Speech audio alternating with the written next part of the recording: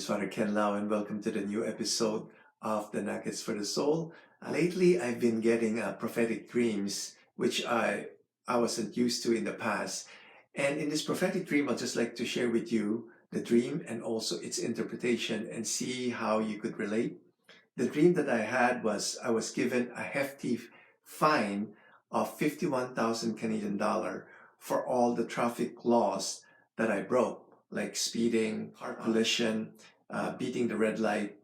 And I saw myself really crying because I couldn't pay the fine. I don't have enough money to pay the fine. And a good friend of mine offered to give a little help, but it wasn't enough. But a generous, wealthy person heard of my plight, and he offered to pay the whole sum of the fine, and I didn't even need to pay it for myself. And I asked for the interpretation. The interpretation that I got was that all the traffic laws that I disobeyed symbolizes all the sins that I've committed in my life.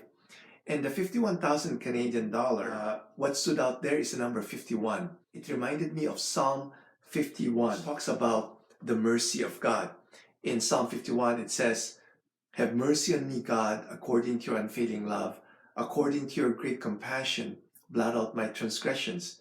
Wash away all my iniquity and cleanse me from my sin.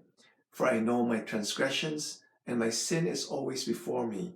Against you, you alone have I sinned, and done what is evil in your sight. Cleanse me with hyssop, and I will be clean. Wash me, and I will be whiter than snow." So it's beautiful about the mercy of God. And there's a good friend of mine who could only help a little.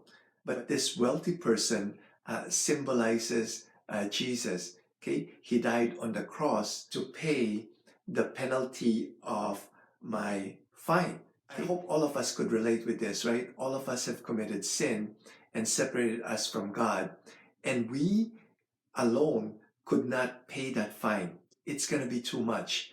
That's why God sent His only begotten Son to live and die on the cross to pay the penalty of our sin, so that we will be reconciled back to God. Living Saint, Jesus, Mary, Joseph, we trust in you.